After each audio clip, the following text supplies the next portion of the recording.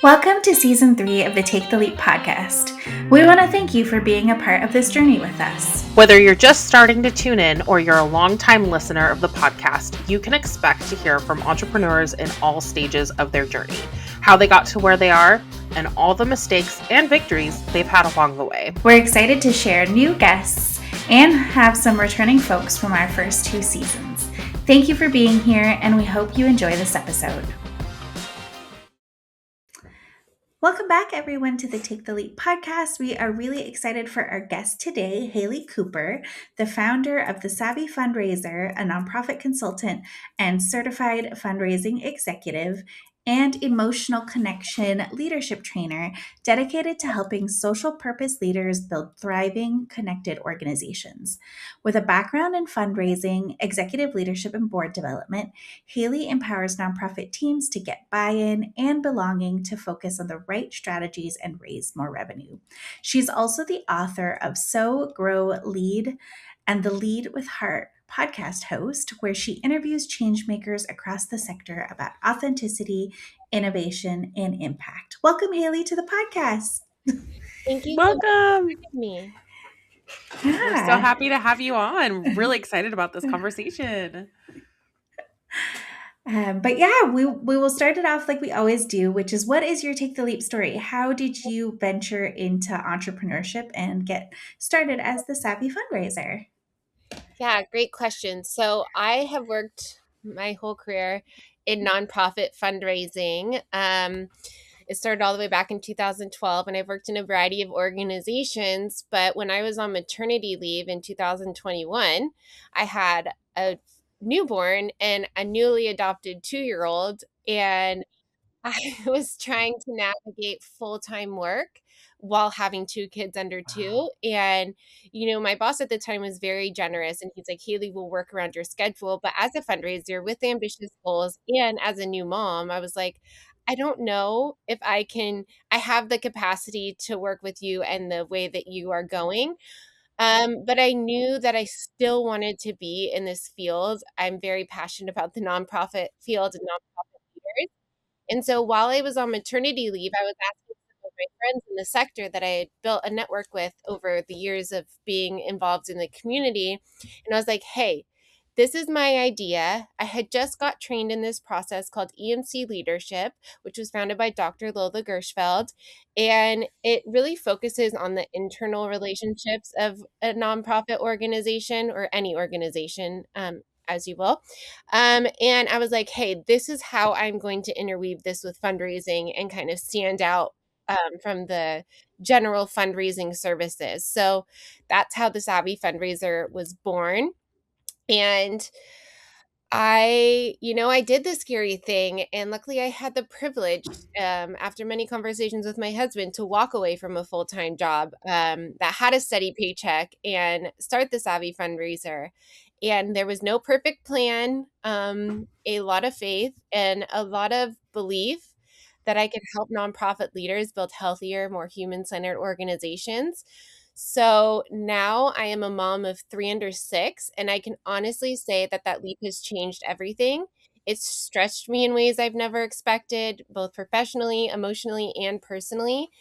And some days feel really empowering on the lines. Some days I just want to give up and throw in the towel. And I'm like, this isn't going anywhere. And there's a lot of uncertainty that comes with entrepreneurship. But I've never once regretted choosing to build this life that I have and the business that reflects who I am and what I value. That's great. I relate to that so much too, because I started my business before having a kid, but it set me up so well for being able to continue to work in the way that I wanted to work with a child. Like that's such a huge thing, and I feel like a lot of people are finding that out too, is it's like the standard way of working 9 to 5 or for another person just doesn't always fit into the parenthood lifestyle. And then obviously that, not everybody who becomes a parent is going to want to become an entrepreneur, but it's such a great, if you have the opportunity to do it, it's just such a great avenue, and a great option for people who want to go that route, because it gives you the flexibility. Yeah.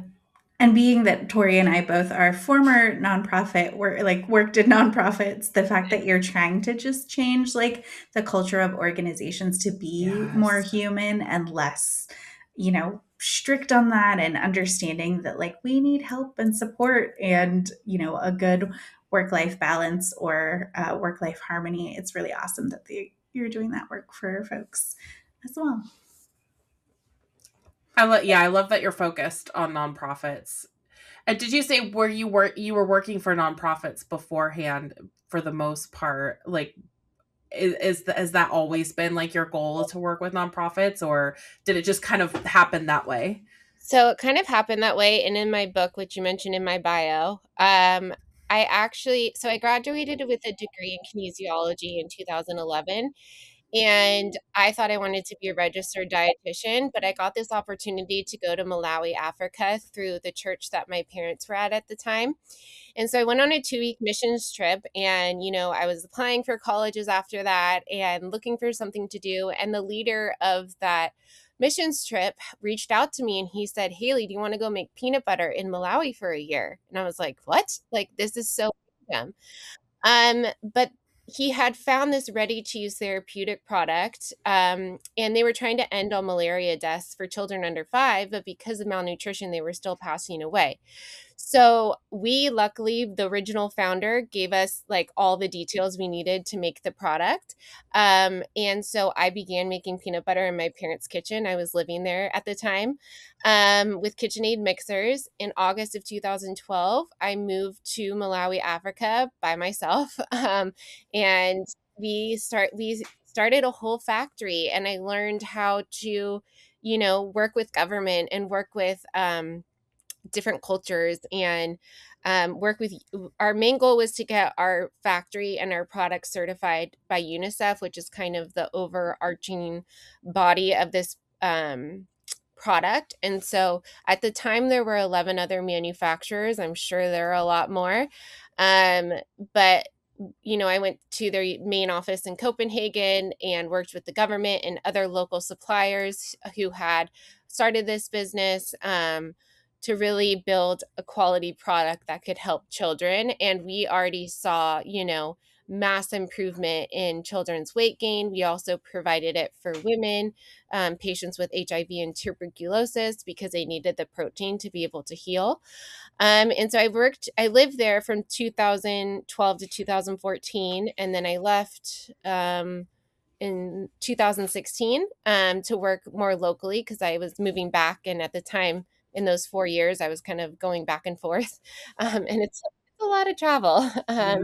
And so, yeah, and obviously in Orange County, people think of, the beaches and the nice houses, but there is a lot of need in this community, and in my own backyard. So that's kind of how I got involved in the local, community and really built out my fundraising career. That is very cool. Well, knowing what you know now, what's one piece of advice you would give like your younger self when you first started, now that you've kind of been through entrepreneurship for a while? Yeah, I know. I feel like I was such a little young adult, and now I'm like, I wasn't that young, but now I'm like 4 years ago, I've changed a lot. So, I was coming fresh off of being a director of development, and I was doing everything. Like, yes, I Yeah. had a small team, but, I was doing the grants, I was doing the fundraising, I was doing it all. And so I was like, oh, I'll carry that into my entrepreneurship. And like, you want a year-end appeal? Sure, I can write that. Or you want an email newsletter written? Sure. Or you want grants? Sure. And most of those weren't sustainable because they were hourly and like project based. And so I was trying to do it all and be it all for everyone. And, say yes to opportunities out of a scarcity mindset that if I don't say yes, something next won't come. And so I think what I would give advice to is, slow down and be more intentionally about who you say yes to. And, when I was saying yes to everyone, it didn't align with the organization, and the way that I wanted to lead. And sometimes I was running myself straight into exhaustion, which doesn't work when you have 3 kids under 6. So I wish I had understood sooner how important it is to design a business instead of letting it design you, to Oh my really gosh, yeah. think about who your target audience is, what services actually create sustainable revenue, and also, I kind of have the scroll thing where I'm like, I'll write a book, I'll do a podcast, I'll do this, I'll do that, but how does that actually strategically all fit in a business? Instead of just doing it because someone else is doing it, or because, you have opportunity to do it, right? And you say yes. So really being intentional about that instead of just, reacting to whatever comes your way. So I would remind myself and anyone listening that clarity creates freedom, and really being clear on boundaries, because they're not limitations, but they're how you protect your energy, your family, and your long-term impact. Mhm. Oh my gosh, thank you for saying that. I needed to hear that again. I feel like every couple years I need that reminder. Not just from back then, but yeah, I feel like that's such a temptation to start, from a place of scarcity of just, like anybody like who wants to work with me, say yes to you and just give them what they need. But then I think you said that's how your business like designs you, not the other way around, and I think that's so true. And it's so hard to get out of, especially if you work for nonprofits. You were the worker bee, regardless of what your position was. And so I feel like it's so hard to get out of that mindset. So yeah, thank you for saying that. I feel like we all need those reminders every once in a while. Yeah. I'm speaking to me as much as I'm speaking. That out loud, yeah. Yeah. Yeah, I was just at the women network meeting this morning, and yeah, somebody had dove into boundaries, and was like, people respect you more if you kind of consistently do them, and was giving her kind of like tips and tricks. Her big thing was that like she's like, I feel like I can't get off my email, and I'm like, oh, well, you could also just have a bounce back that just says I check email at these times. If it's a true emergency, you can call my phone number. And I've noticed that when I've started doing that, when like I'm on vacation, or if like I had a client conference a couple weeks ago that took up a lot of like bandwidth and stuff like that, it didn't bother anybody. They're like, oh, hey, I saw you're out of office, get back to me when you're back online, after the MLK holiday. And yeah, people, they don't, I think most people understand and respect boundaries, and that also tells you like who you're not meant to work with if they do try to Yeah. push those all the time, as well. So yeah. Yeah, my executive coach, because I was talking about boundaries, it's something that I've learned recently, that I can be firm in boundaries as they align with my values. And I found that people respect me more. They've Yeah. been like, good for you for standing up for yourself, for advocating, for setting that boundary, rather than me just letting people walk all over me, which Mhm.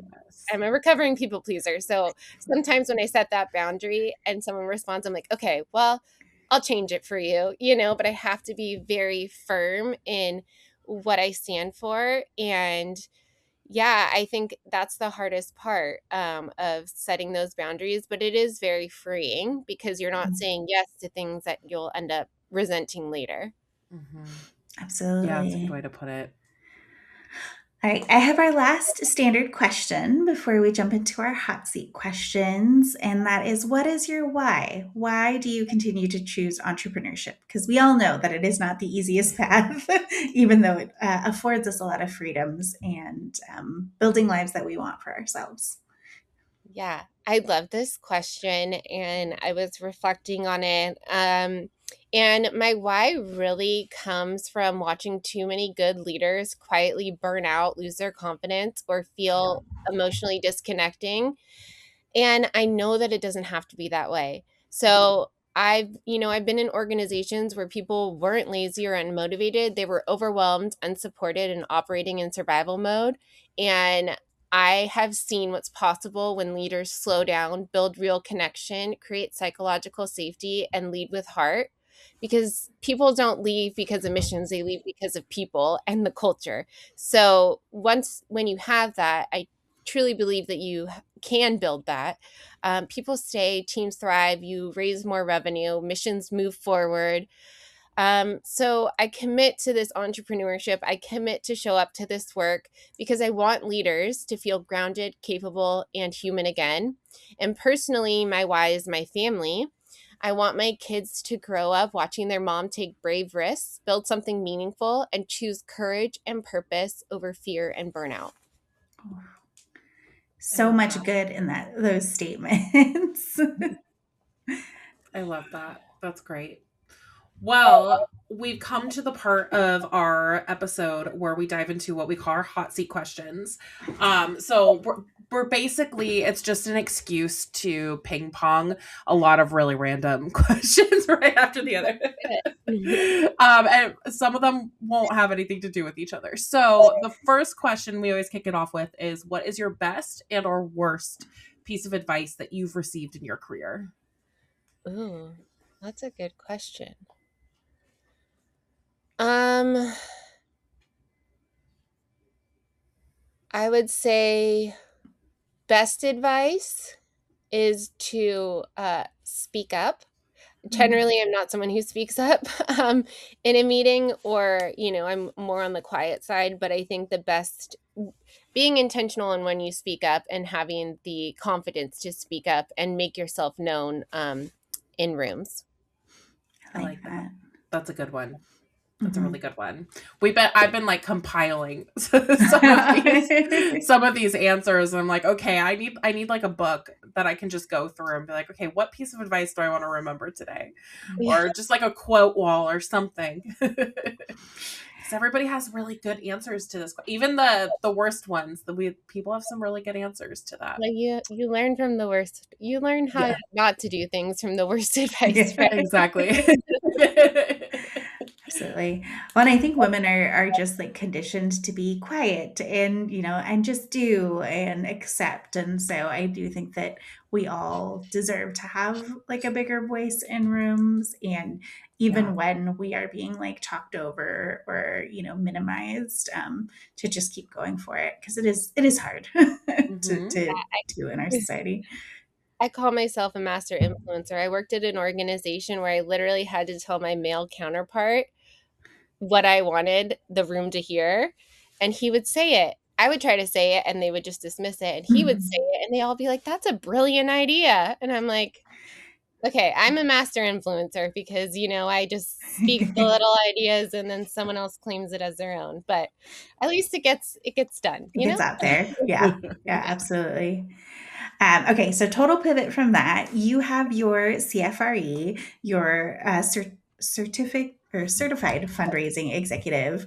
Do you find that makes you more marketable to nonprofits? Or I've also been really curious about like what all goes into that, because I have a lot of certifications on the marketing side, as well as like grant writing, but not the CFRE. Yeah, so actually, I probably should remove that from my title because my CFRE has lapsed. Bummer. But I got it back in 2018. And at the time, because I was young and a female, and not to stereotype, but it helped provide more credibility in boardrooms, because they were like, hey, you're committed to being ethical and to understand the best practices. And so just having that certified in front of the fundraising executive really allowed me to have room at that table. And so you do have to study. The CFRE has its own organization. They have study groups across the world. They have study books. They have different tests, like tests on, so you kind of understand how the questions are. And then it's kind of like the SAT where you like go into like a room and you can't bring anything in. You can't even wear a jacket. You have to wow. to go to the bathroom. It's 200 questions. And it is relatively expensive. So if you are going to do it and you're working for an organization, ask if they'll cover it. I believe it's $800. And then to renew it, it's like $600 or something. And you renew it every 2 years.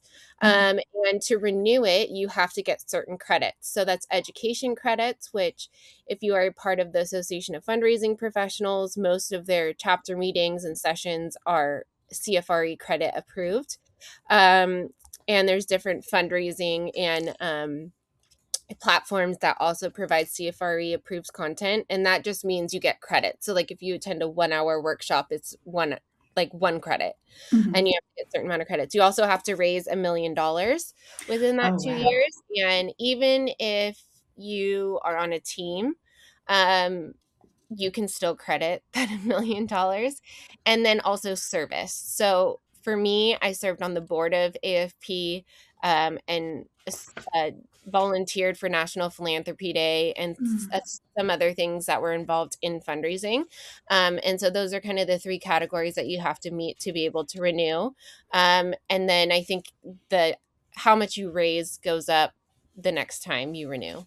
Oh, wow. Okay. So Wow. they basically want you to prove that you're Actively good at the fundraising. game. Yeah. Yeah. Yeah. Absolutely.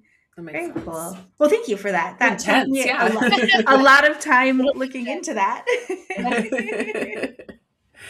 Well, I want to jump to talk a little bit about your book. I would love to know, I guess, like what inspired you writing your book and the process that you went into that and what that's been like for your business. So your book is called Sow, Grow, Lead: Strategies for Growing Nonprofit Leaders.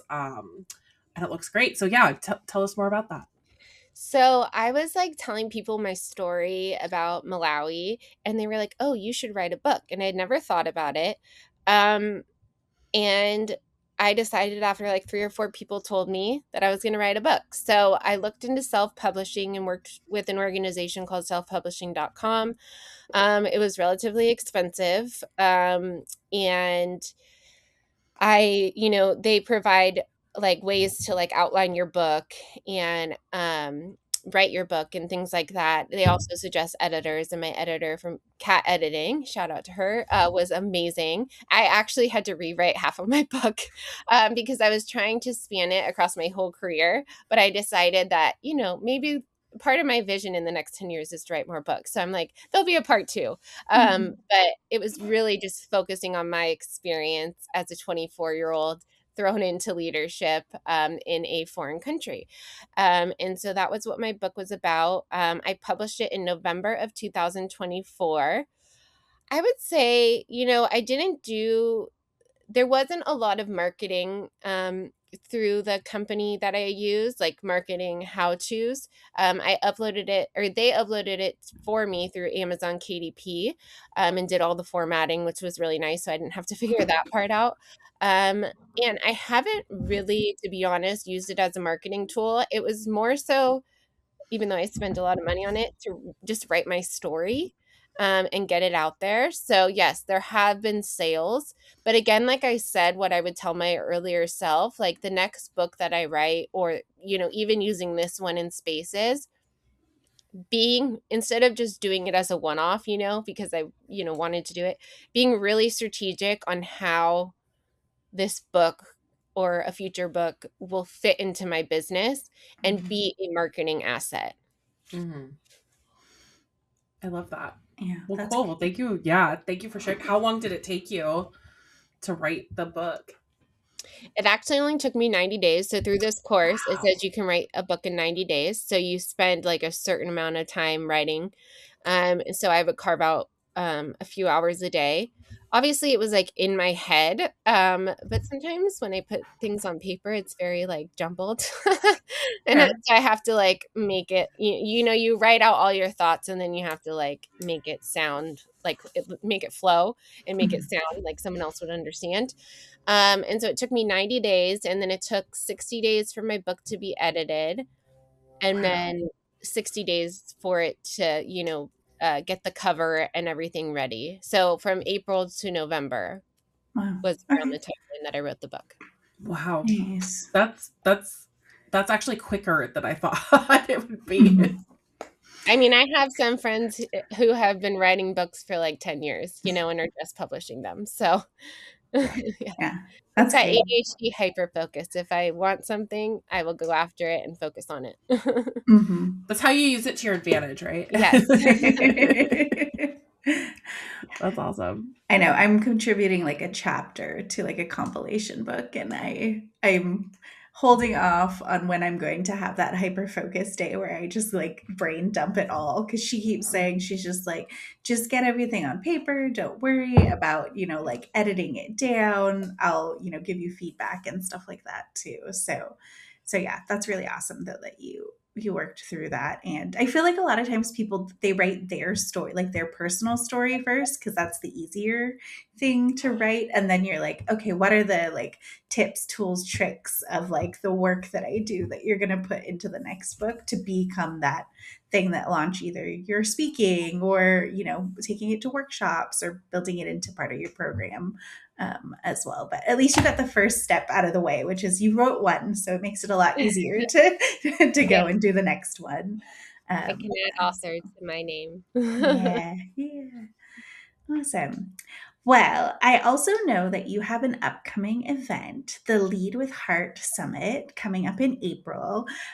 So I know that that must also be like a big undertaking as well. So, how did you decide to do this summit, and any tips that you have for becoming a speaker? Like, I would love to learn like all the things about it, like how you source the speakers and how you decided to get started in that. And obviously, like the Lead with Heart piece matches like your podcast name and kind of the work that you do as well. So yeah, anything you want to share with us about that?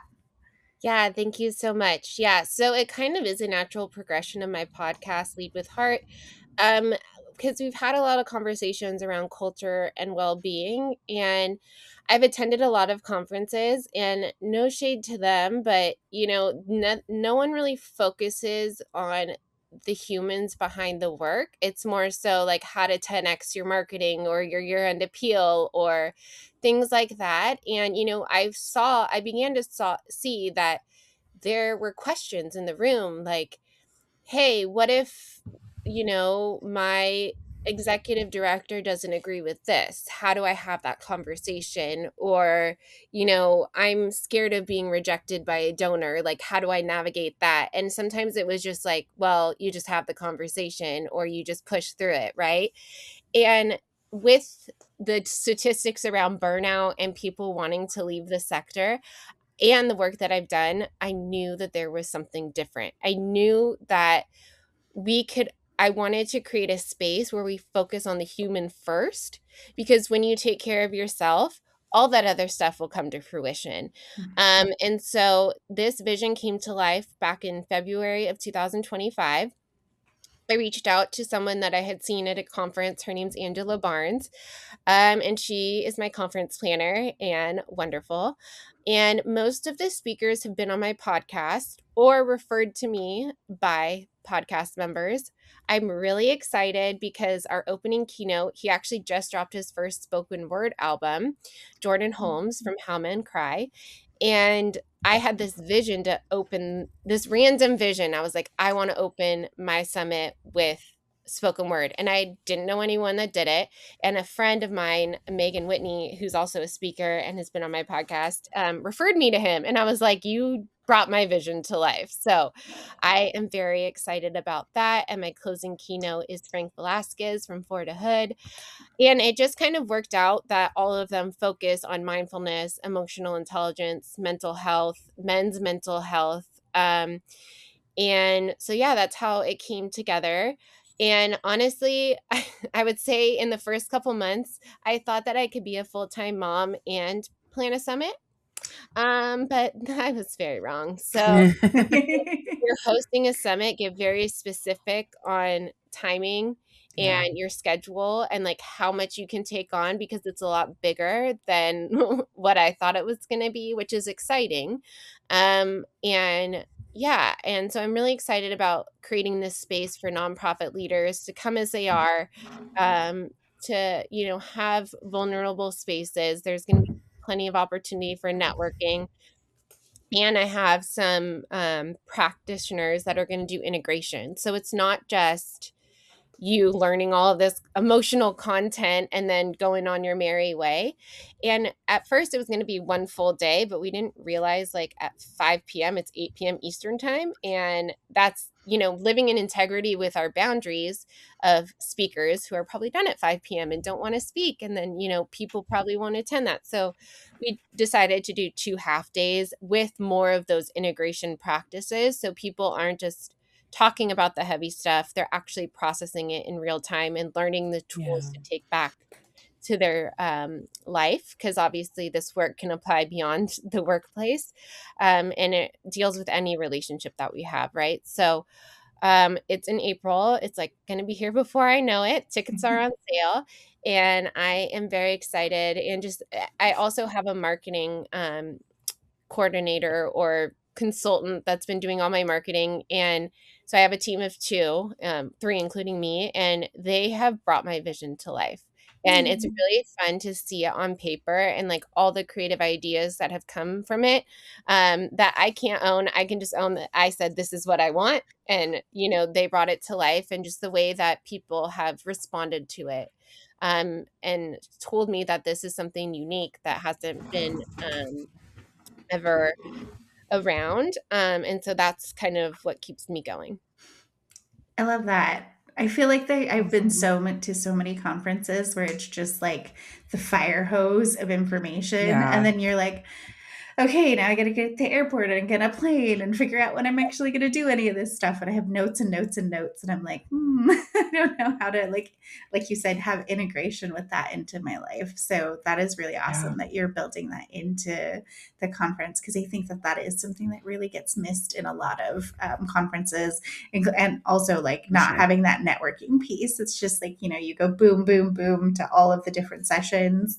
And then, I went to one where they're like, oh, because you're supposed to like, network and stuff after after the dinners and things like that. I was like, after a long day of conferencing, I want to go to bed at like 7 p.m. Like Yeah. I'm exhausted. Yeah. So I'm not gonna go out drinking and not go out partying when we have to like be back at the next breakfast at like 8 a.m. or something like Yes, that. So exactly. Yeah, that absolutely makes sense. That's great. Well, I have another question for you, kind of going in like a little bit of a different direction here.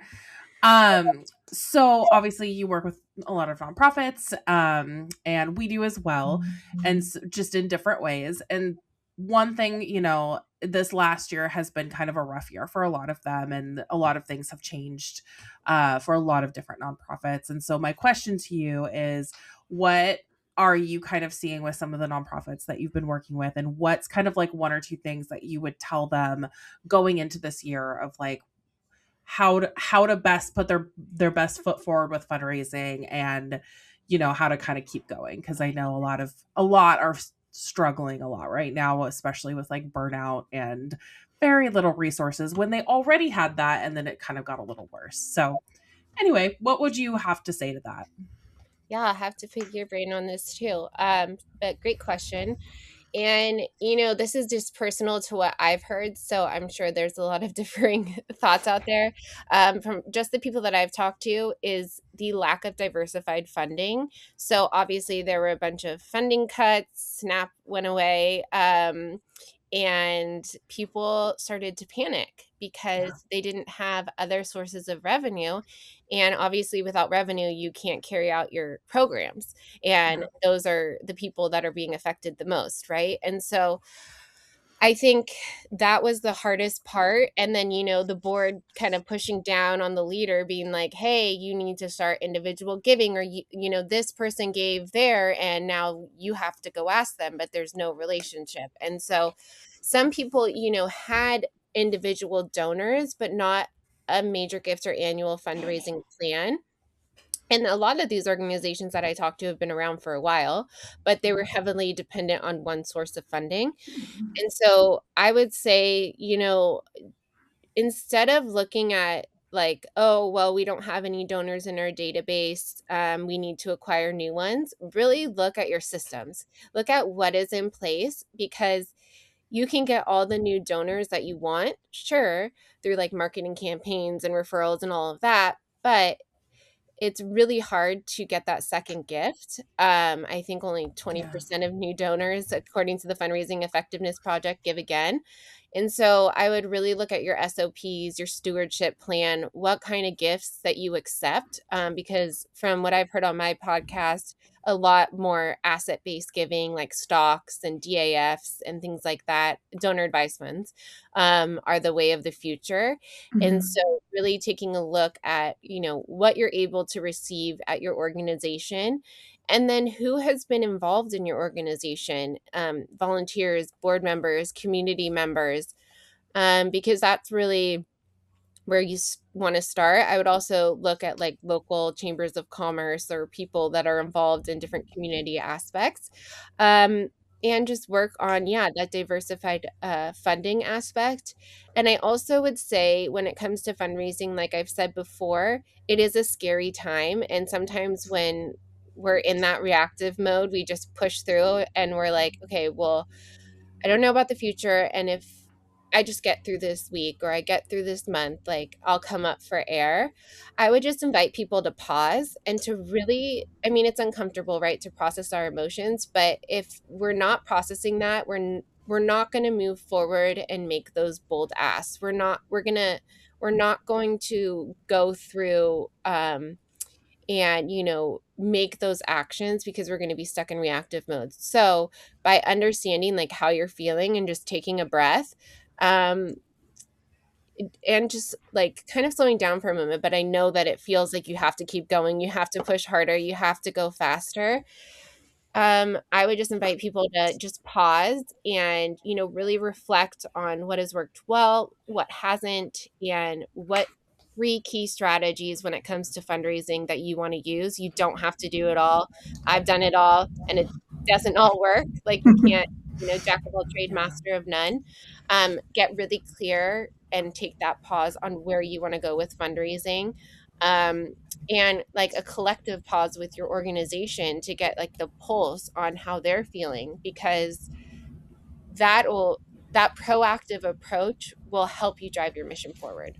Yeah. Oh, thank you for saying that. Yeah, that's so true. That's so true. And I feel like um what you said about reactivity, and I think it also is kind of goes hand in hand what you said earlier about like that scarcity mindset of like, people just kind of reacting because they think that they need to work harder, or, they need to take on projects. And you're right, like as soon as you get into that mindset, um you're literally just putting your head down and not looking at the big picture anymore, which I think is huge. And I also really liked what you said about systems. And I think as a marketing person, specifically looking at a lot of the nonprofits I've worked with, like, we would talk a lot about marketing campaigns and we would drive traffic to certain events and things like that. But if their systems couldn't handle a thank you after, the gala event that brought in all that money, then they weren't really in the position to grow from that, because there was no way there was going to be follow through and, actually cultivating relationships with those donors. And so I think it all works together. And yeah, if you don't already have that in place, that's kind of where I think people need to start. Yeah. I also think a lot of people don't pause to evaluate, like you said, evaluate the effectiveness of certain things. Yes. Like, like if you're So spending, powerful. for example, like all these hours on grant writing and your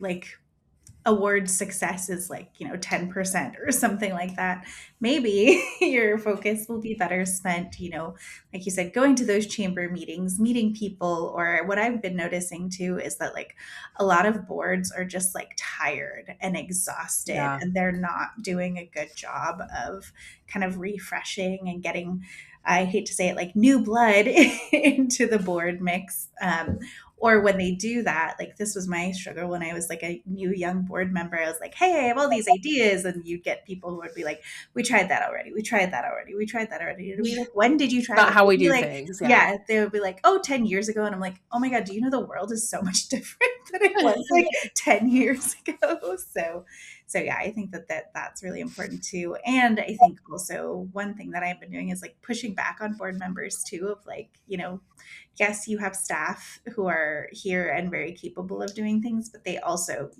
you're signed up for that support piece. Like you can't just say, like I was just talking to an organization where they passed a 500 grand deficit budget. And I was like, oh my God, how much have you ever raised, in the past? And they're like, we've literally only raised $300,000. And I was like, cool, then your part is 300,000 and your board's part is the other 200,000 because I Yeah. don't know, how you can cut staff and expect that magically that, you're going to almost double the amount of fundraising that you can get as well. So yeah. Anyways, that is my spicy soapbox Yeah. on nonprofits. All right. Well, I have our last question, which is, what is a piece of media content, be it a song, a movie, a book, a podcast, that you are really obsessed with or digging right now? Ooh, that's a good question. Huh. I listen to a lot of podcasts, and I listen to a lot of us. For some reason, I like listening to like self-help books on Audible or audiobook. Right now, I would say the book that I've been focusing on, or the podcast, I should say, is a local doctor. His name is Dr. Amen, and he has the Change Your Brain podcast. He has women clinics, and he's a world-renowned neuroscientist, psychiatrist. He does brain scans and focusing on overall health as I get older, and my own brain health. And so really listening to his podcast has been life-changing. And also he has he identifies 7 types of ADHD and like how to operate within that. And so his episodes on that have been helpful for me, because as I navigate the work and working by myself, being a parent, like all of these responsibilities, sometimes it can be really overwhelming. So listening to how he coaches his clients to navigate all of those things is really helpful for me. Cool. I gotta add that to my I'm gonna check that out. I've heard the name before, so I'm like, oh, I need to do that. Yeah. Awesome. Well, Haley, we have come to the end of our questions, and we just want to say thank you so much. I feel like this was such a really great and informative conversation. We will definitely invite you back for season 4, where we can dig into more with you as well. But was there anything that we didn't cover that you wanted to make sure that our audience knows before we sign off for this episode? No, not that I can think of. Thank you so much for having this conversation on a Friday afternoon. And it's just such a joy to get to chat with you ladies. Yes. Thank you so much. Well, thank you, listeners, for tuning in. As always, we will have all Haley's information in the show notes, including a link for the upcoming summit, April 16th and 17th. And we will see you next time. Bye for now. Bye for now. Thank you for tuning in to another episode of the Take the Leap podcast. Check out our show notes to connect with us and our guests. If you have questions about the episode or ideas for future topics, send us a direct message on Instagram or email us at aloha@taketheleap-today.com. If you're interested in being a guest, fill out the guest interest form on our website. If you're a new entrepreneur who is looking for a roadmap to move your business idea forward, check out the Take the Leap course on our website, taketheleap-today.com. Members who join the course also have an opportunity to join us in bi-weekly co-working and group coaching calls to build momentum and work on your business. And if you'd like a flavor of what we offer, sign up for our free webinar with the 9 essential steps you need to launch your business with clarity and confidence. See you next time.